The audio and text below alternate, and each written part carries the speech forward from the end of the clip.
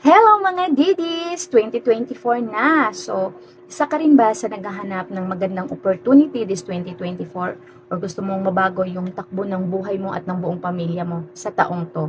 Gusto mo na maging progressive yung 2024 mo? So, hindi aksidente na nakita mo yung video ko na to kasi meron sana akong i-offer sa iyo na isang napakagandang opportunity na nakita ko lang din dito sa social media.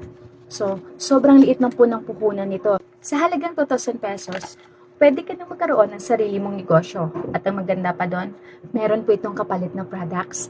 Yes, tama po. So, ibig sabihin, pwede mong ibenta yung products para balik puhunan ka na. Or di naman kaya, gamitin mo na lang or i-take mo na lang para makuha mo yung health benefits nito. So, sobrang ganda, di ba?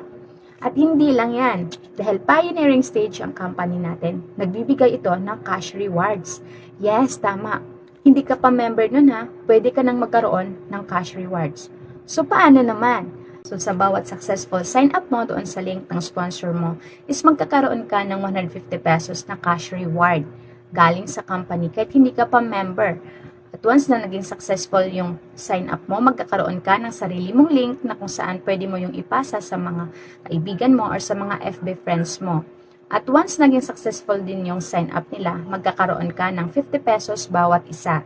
So up to 12 persons po yun, so equivalent po yun ng 600. Tapos, yung 150 mo, so equivalent po yun lahat ng 750 pesos na cash rewards. So hindi ka pa member nun. At paano mo naman makukuha yung rewards na yon? So, kailangan mo lang mag-entry dito sa company para makuha mo yung 750 na cash rewards na yon. So, ibig sabihin, sa 2,000 pesos na entry mo, parang 1,250 na lang yung binayaran mo. Kasi yung 750 is free na po galing sa company. So, nakamura ka, di ba? So, kung gusto mong alamin yung negosyo na to, ang kailangan mo lang gawin is mag-message ka lang dyan sa baba or sa link sa taas para masend ko sa'yo paano mag-access sa negosyo na to. So, see you! Sana katulad din kita na maging progressive na ang taong 2024. God bless!